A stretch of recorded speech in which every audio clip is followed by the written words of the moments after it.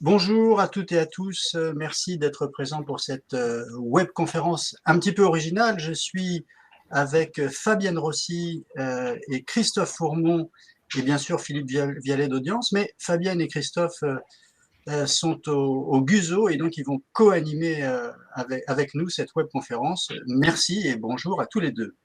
Merci, bonjour. Merci, bonjour à tous. Bonjour à tous et bienvenue.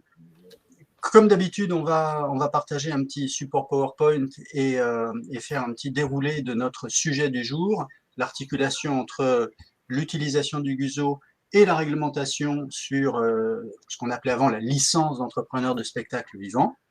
La webconférence est enregistrée et vous aurez accès dès cet après-midi ou demain ou plus tard, justement au replay et sur le site d'Audience au support que vous pourrez télécharger. Vous avez sur la partie droite de votre écran une petite zone de chat, vous pouvez poser vos questions. Philippe et Christophe s'efforceront d'y répondre et si ce n'est pas le cas, on tâchera à la fin de nos 30 minutes d'y répondre oralement. Mais commençons sans plus attendre.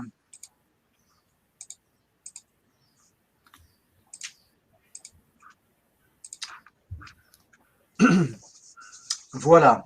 Donc, nous allons passer 30 petites minutes ensemble sur cette question de l'articulation entre l'organisation de spectacles et plus précisément la réglementation afférente à l'organisation de spectacles et l'utilisation du GUSO.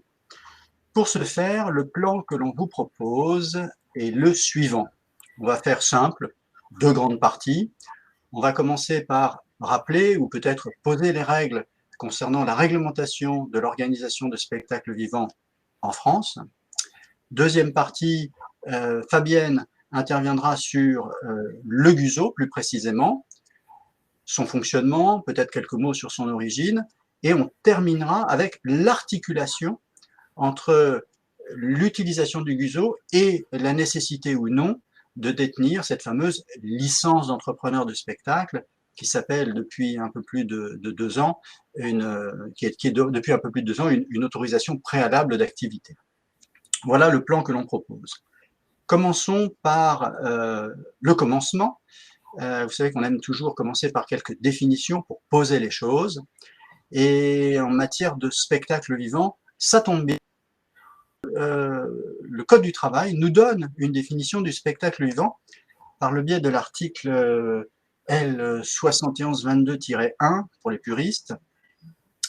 Un spectacle vivant, c'est la représentation d'une œuvre de l'esprit devant un public par un artiste du spectacle, présent physiquement, percevant une rémunération. On a donc 4 éléments qui constituent le spectacle vivant. Alors en pratique, au regard des secteurs d'activité, eh bien, on sectorise souvent d'un côté le spectacle vivant et de l'autre côté le spectacle dit enregistré, au sein duquel on a l'audiovisuel, la production cinéma, les films d'animation, la radio, la télé. Le spectacle vivant, pour information, est constitué de deux branches d'activité, de conventions collectives, la convention collective des entreprises artistiques et culturelles et la convention collective du secteur privé du spectacle vivant. On aura l'occasion d'y revenir un petit peu plus tard à propos des minima de salaire. Bon, première étape donc, définition du spectacle vivant. Ensuite, allons un peu plus loin. Est-ce que l'on a des éléments concernant la définition de l'entrepreneur de spectacle vivant? La réponse est oui, toujours dans le Code du travail. Un entrepreneur de spectacle vivant est une personne qui va exercer une activité d'exploitation de lieux de spectacle destinés à accueillir du public, une activité de production de spectacle ou de diffusion de spectacle. On a donc finalement 3 grandes catégories. L'exploitant de lieu, il exploite un lieu qui est aménagé pour accueillir des spectacles vivants et du public. Le producteur, c'est celui qui a la responsabilité du plateau artistique. En clair, c'est l'employeur de ou des artistes qui vont être présents pour le spectacle. Et le diffuseur de spectacle vivant, c'est celui qui, dans le cadre d'un contrat, a la charge justement de la diffusion du spectacle, c'est-à-dire de l'accueil du public, donc de la billetterie, de la sécurité du spectacle, mais ce n'est pas lui qui a la responsabilité d'employeur, Et ça, c'est donc très lié aux producteurs. Donc trois grandes catégories, même si une entreprise peut tout à fait être exploitant de lieu et produire un spectacle et même le diffuser. Donc les trois catégories peuvent être regroupées tout à fait au sein d'une même entreprise qui peut avoir ces trois activités.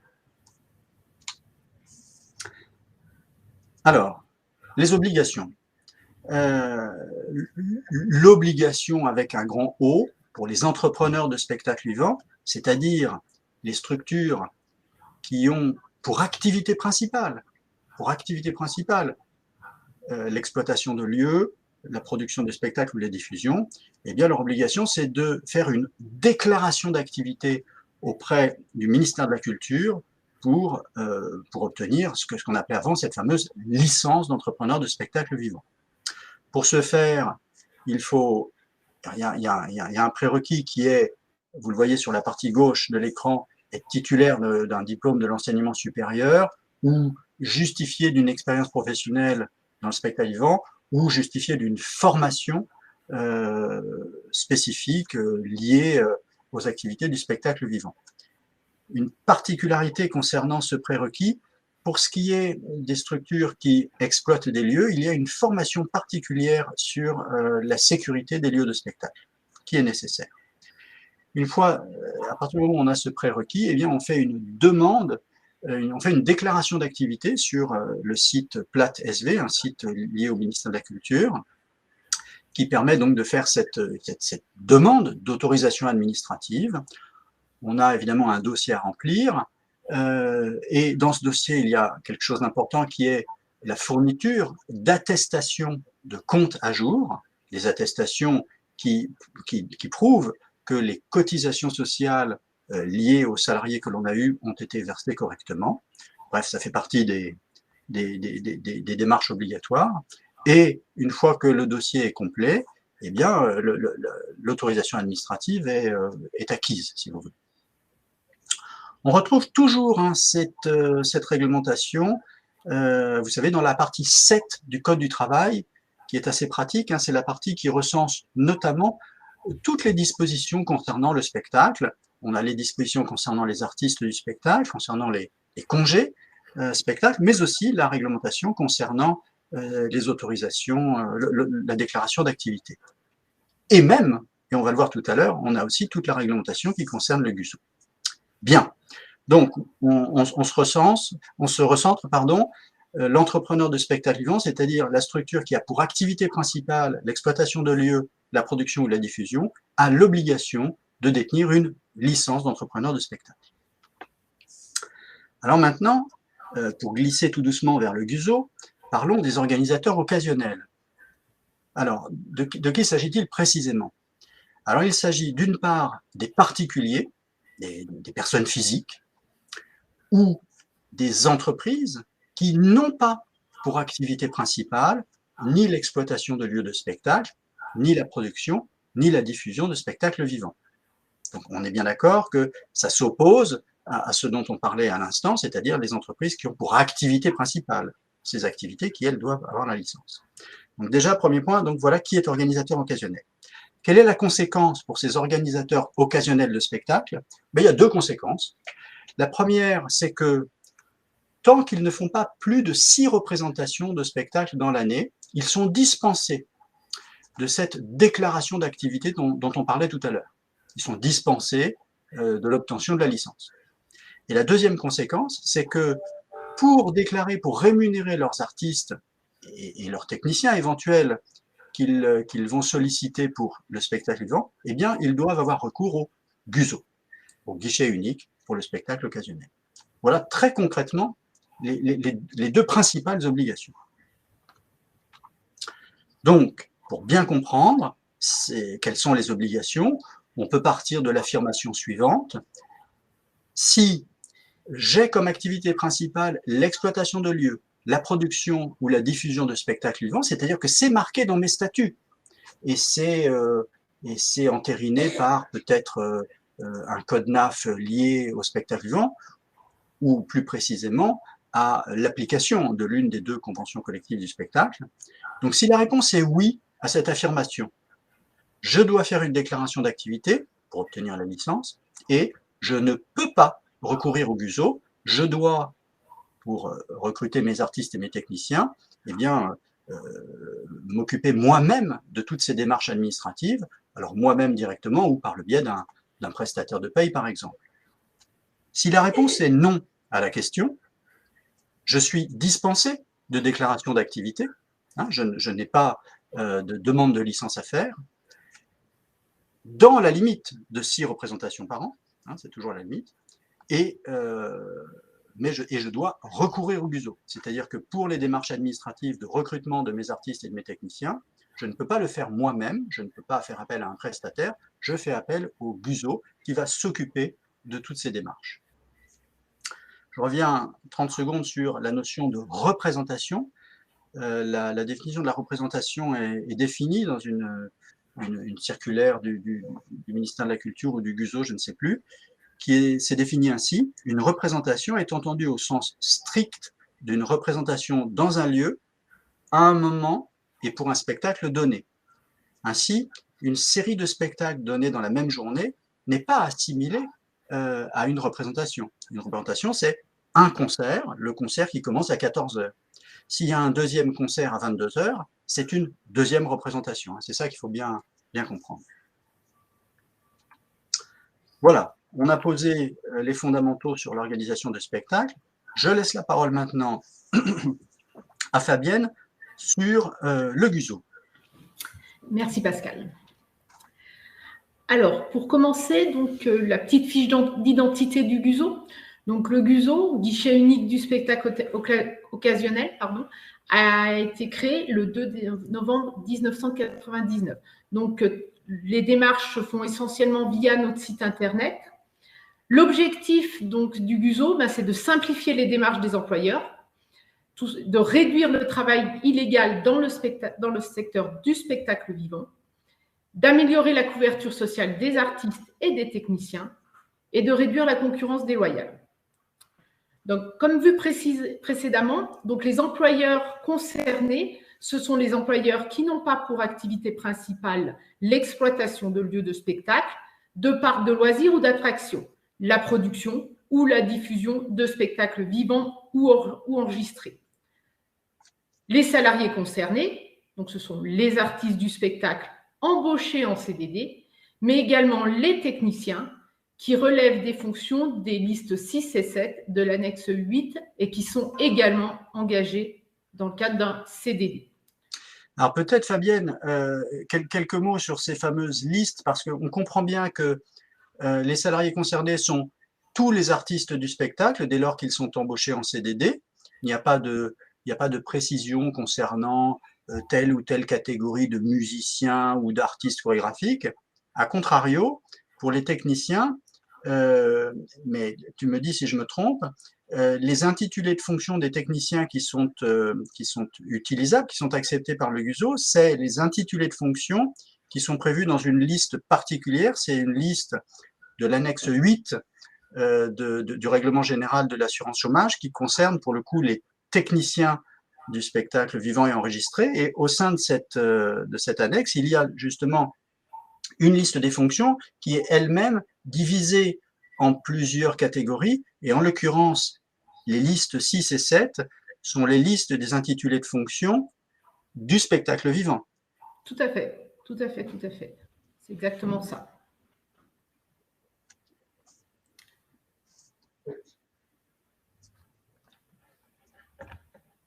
Bon, sur la partie droite, les références légales, ça c'est pour les puristes.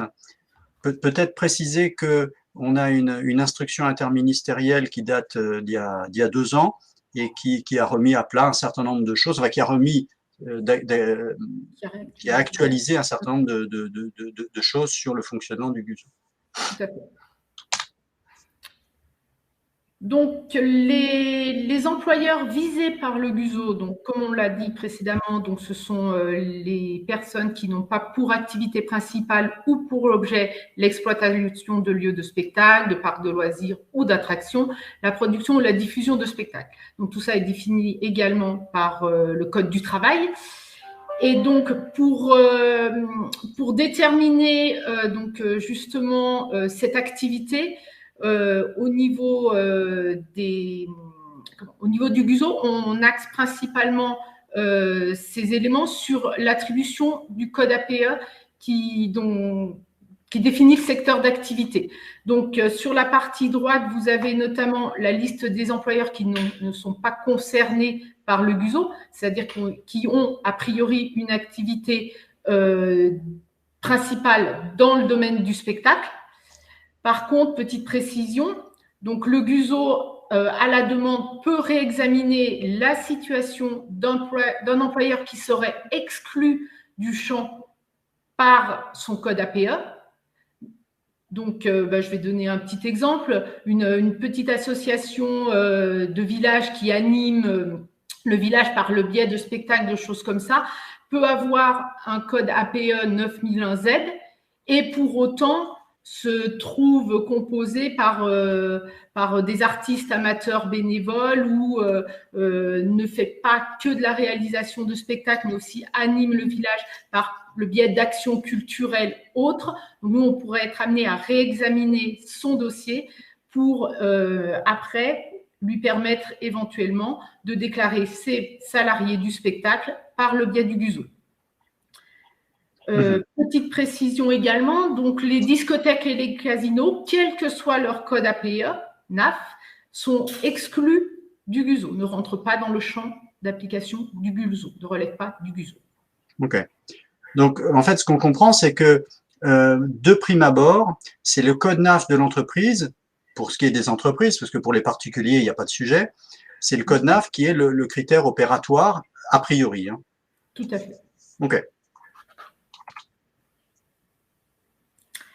Alors, concernant les salariés, donc comme on l'a vu, donc les artistes du spectacle, donc la liste n'est pas exhaustive, elle est définie par tous les critères sont définis par l'article du Code du travail. On a l'artiste lyrique, dramatique, chorégraphique, variété, etc., etc.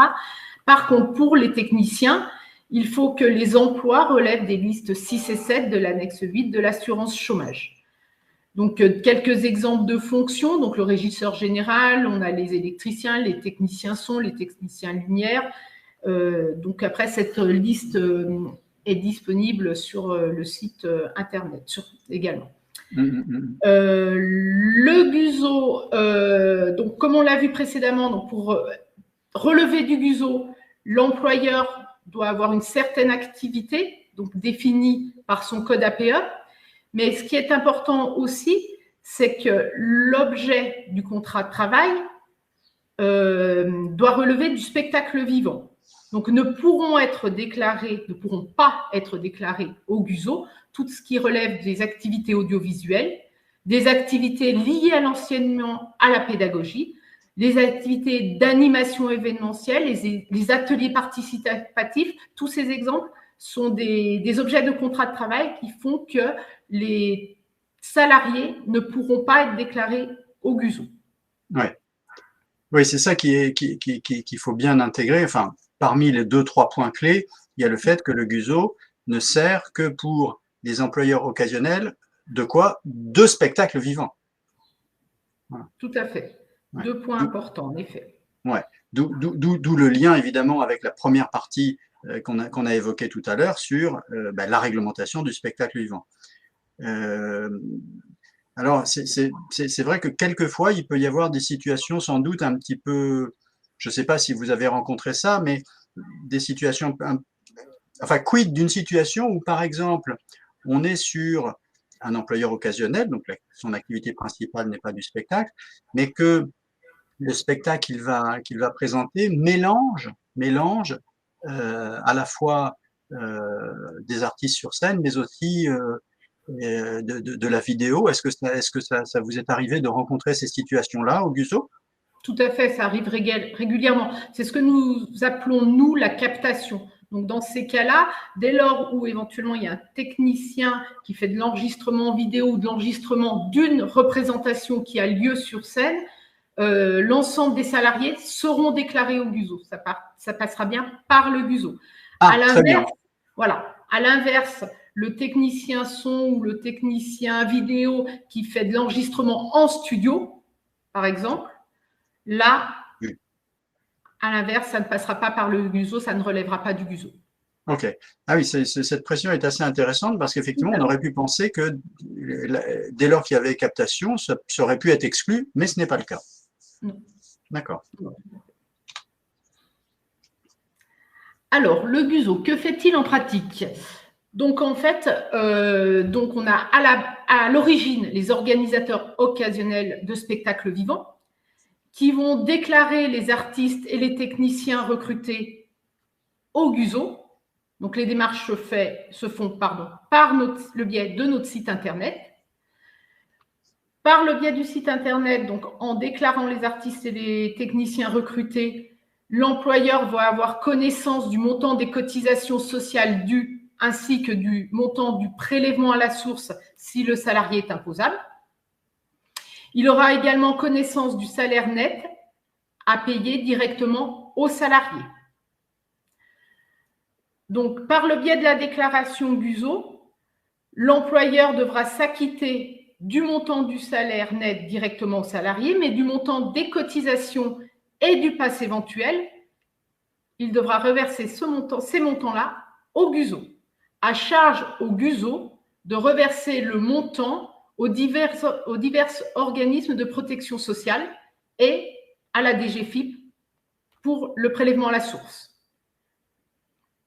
Okay. Donc, après, je peux vous lister les différents organismes. Donc, on a Pôle emploi pour l'assurance chômage, l'URSSAF, l'audience, les congés spectacles, Thalys Santé et l'ADAS. D'accord. D'accord. Et donc, en fait, de mémoire, alors, l'employeur se crée un compte sur le GUSO, mais il faut aussi que les salariés qu'il va recruter se créent eux aussi un compte sur le site du GUSO. Hein. Oui, tout à fait. Il faut que les deux acteurs aient un numéro de GUSO. Ok. Très bien. Donc, voilà le fonctionnement. Donc, en effet, je me crée un compte au GUSO en tant qu'employeur occasionnel. Donc, il faudra également vérifier que les salariés ont également un compte GUSO et qu'il vous est communiqué à vous, employeur, leur numéro GUSO. Il sera nécessaire pour pouvoir faire les déclarations. Ensuite, en tant qu'employeur, vous négociez avec votre salarié les éléments du contrat de travail, donc tous les éléments, le salaire net, éventuellement s'il y a des frais professionnels, s'il y a des avantages en nature, si on applique l'abattement pour frais professionnels ou pas. Concernant le salaire, faites attention au minima conventionnel. Ah voilà. Alors c'est effectivement ce point-là que j'évoquais un petit peu tout à l'heure quand je parlais des secteurs d'activité. Et donc je rappelais que dans le spectacle vivant, il y a deux grandes conventions collectives principales, la convention collective des entreprises artistiques et culturelles et la convention collective du spectacle vivant privé. Et donc on a un article dans le Code du travail que vous avez à l'écran qui rappelle que les employeurs qui font appel au GUSO, pour leurs artistes, leurs techniciens dans le cadre de spectacles occasionnels, doivent respecter les minima de l'une ou de l'autre de ces conventions collectives. Tout à fait. Donc, une fois que, les négociations du contrat de travail ont été fixées, donc l'employeur pourra effectuer une simulation via le site du GUSO afin de pouvoir connaître le montant des cotisations dues et le montant du salaire, donc soit du salaire net qui sera à reverser aux salariés. Les démarches à effectuer également sur le site, donc c'est la déclaration préalable à l'embauche, la DPE, qui est obligatoire, et la déclaration unique et simplifiée, donc qui vaudra contrat de travail. Une fois que ces démarches effectuées, l'employeur imprimera la déclaration unique et simplifiée afin de les faire signer par les parties. L'employeur donc devra verser le salaire net directement aux salariés et au GUSO devra reverser les cotisations sociales et le prélèvement à la source si le salarié est imposable. Ok. Donc on est finalement quelque chose qui est relativement simple. On n'a pas, il n'y a pas 40 000 étapes. Et j'imagine que sur le site du Guzo, on est pris par la main pour le remplissage de toutes les cases. Tout à fait. Donc, sur le site du Guzo, sur la page d'accueil, il y a des petites vidéos pratiques qui peuvent expliquer chaque étape. Et une fois que l'employeur se lance dans les démarches, qu'il fait concrètement sa déclaration unique et simplifiée, à tout moment, il peut avoir des aides en ligne. Je reviens juste 30 secondes sur la déclaration unique et simplifiée, qui est sans doute un peu le cœur le cœur administratif de la relation entre l'employeur et le salarié, parce que, comme tu le disais, donc cette DUS vaut contrat de travail et, sauf erreur, cette DUS permet aussi aux salariés de faire valoir ses heures à Pôle emploi dans le cadre de l'annexe 10 ou de l'annexe 8, selon que c'est un artiste ou un technicien. Oui, tout à fait, tout à fait. C'est ce qui va alimenter le passé professionnel des salariés. Voilà. OK. Très bien. Eh bien, on en arrive à la conclusion finalement par rapport au cœur du sujet. Articulation Guzo est titulaire d'une licence, et donc on peut poser la question comme ça: peut-on utiliser le Guzo et être titulaire d'une licence? Donc on en revient au schéma déjà qu'on avait présenté, mais on se le refait une fois. L'activité principale de mon entreprise n'est pas l'exploitation de lieux, la production, la diffusion de spectacles. Je ne suis pas professionnel, je ne suis pas dans ce secteur-là. J'organise malgré tout un spectacle vivant. Je dois recourir au Guzo. Je ne peux pas traiter mes payes, traiter l'administratif moi-même. Ça, c'est sûr. Ensuite, j'ai une deuxième question. Est-ce que j'organise plus de 6 représentations sur l'année? La représentation, on l'a vu tout à l'heure, étant définie comme à un moment donné d'un spectacle à une heure donnée. Si la réponse est oui, j'organise plus de 6 représentations, je dois faire les démarches de déclaration d'activité pour être titulaire d'une licence. Si la réponse est non, je suis dispensé de licence.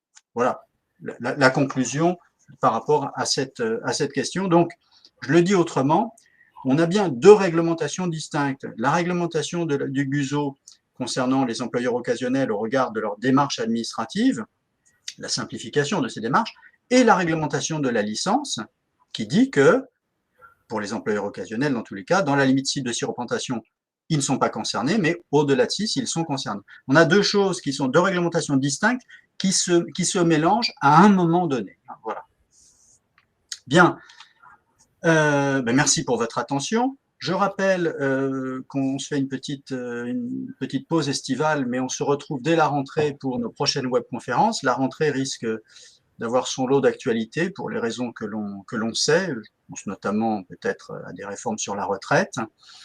Mais on va rester en ligne, on va regarder du côté du chat si Christophe et Philippe ont vu des questions. Donc je bascule sur le site. Oui, alors Pascal, Christophe a peut-être eu un petit souci pour accéder aux questions. J'ai répondu autant que possible aux questions auxquelles j'avais les réponses. J'en ai mis 3 en favoris. Surtout une question intéressante de Fabienne, qui plus généralement pose la question: qu'est-ce qui se passe en termes de déclaration, et qu'est-ce qui se passe après la déclaration au Guzo? Je lis sa question. Bonjour, en passant par le Guzo, y a-t-il des bulletins de paye pour les intermittents, et quid des DSN et autres écritures comptables pour les comptables? Alors, pour le Guzo, non, il y a oui un bulletin de paye. Par contre, le bulletin de paye, il est généré et envoyé par le Guzo dès lors où on réceptionne la déclaration unique et simplifiée. D'accord. Sur l'aspect comptable, pardon. Oui, voilà. Du coup, la question, je ne la vois plus. Donc, il y avait l'aspect DSN. Donc, pour l'instant, le Guzo n'entre pas dans le dispositif DSN. Donc, pour le point de vue comptable, donc une structure qui suit sa comptabilité par un comptable, le justificatif, j'ai envie de dire, ça sera la déclaration unique et simplifiée à fournir, sur lequel est mentionné le montant des cotisations à verser au Guzo, passe compris, et le montant du salaire net à verser aux salariés. Pour l'instant, le GUSO est exclu du dispositif DSN. Ouais. Est-ce que d'un point de vue comptable, est-ce qu'on peut dire, c'est une question, hein, que finalement ça s'apparente un peu à une facture, mais peut-être on s'aventure sur les notions comptables qui ne sont pas... Je ne pense pas qu'on puisse dire que c'est la facture, parce que le justificatif dont je parle, bon, c'est la déclaration unique et simplifiée, et ça a plus valeur de contrat de travail. Oui, oui. Donc effectivement, on reste bien sur le versement d'un salaire. Donc d'un point de vue comptable, il faut sans doute redispatcher les cotisations. Les comptes ne sont pas les mêmes. Enfin, ouais, c'est des comptabilités de paye, mais après, non, voilà. Ouais.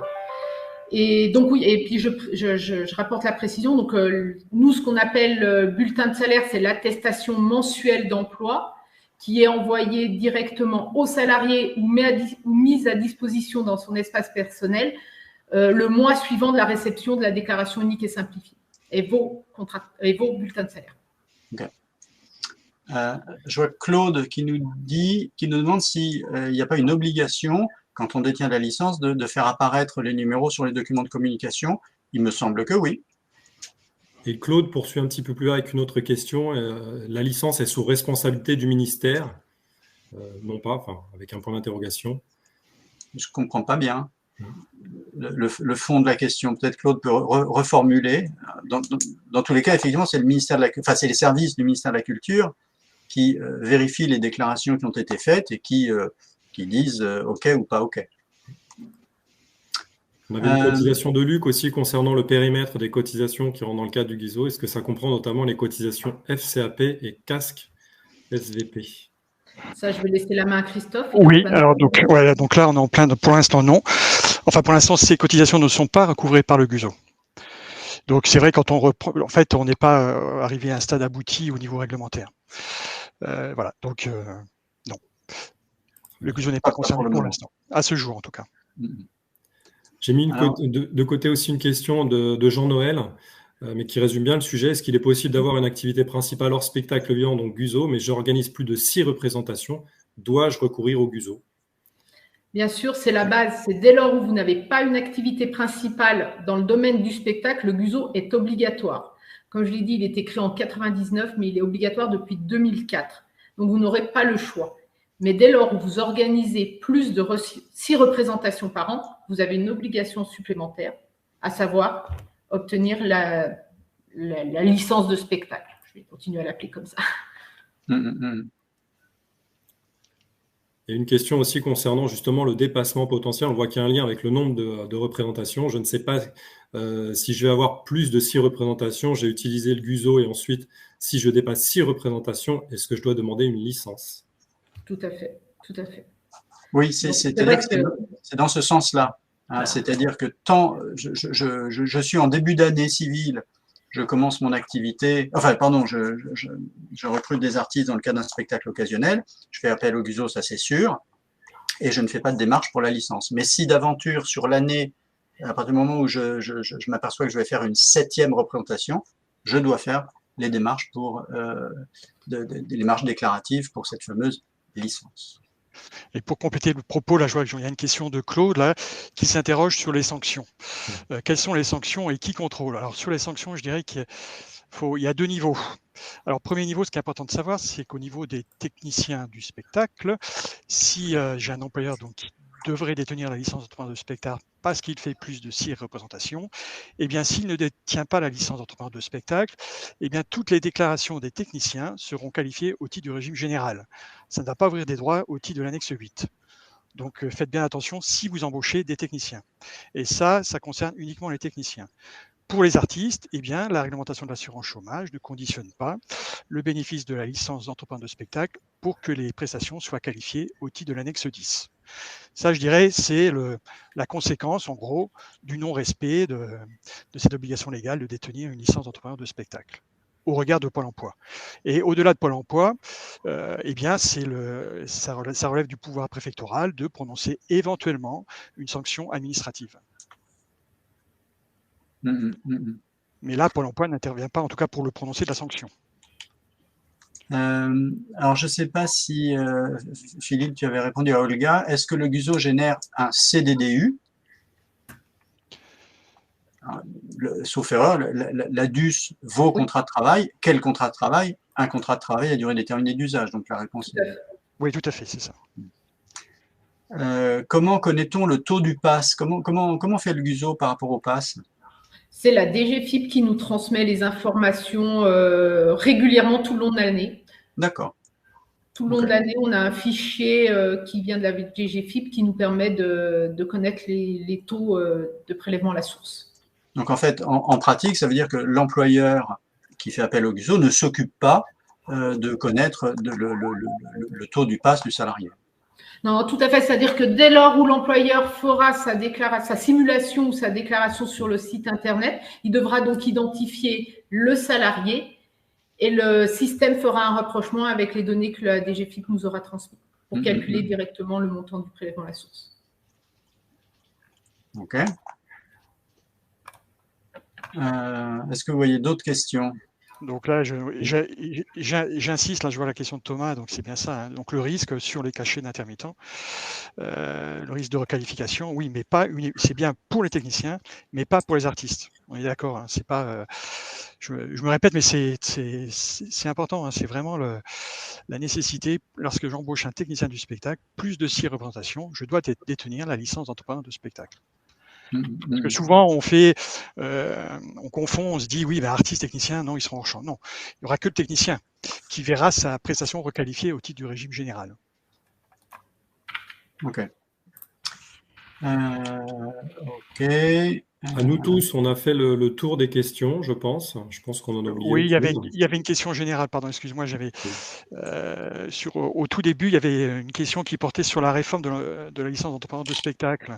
Une personne qui s'interroge suite à son renouvellement, eh bien la licence n'est plus attribuée donc à la personne physique, mais bien à la direction de l'entreprise.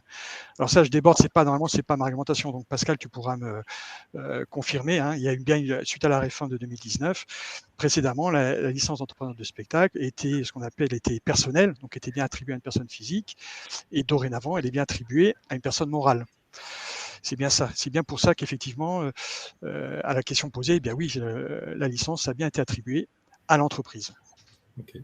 Merci pour ces précisions, Christophe, parce que visiblement, j'avais aussi un petit peu cafouillé sur le sujet. Oui, non, pas de souci. Moi aussi d'ailleurs, donc on s'est bien coordonné. OK. Bien, merci. Merci à vous trois déjà pour cette co-animation fructueuse. Merci à tous les participants. Excellent été à vous. On se retrouve à la rentrée.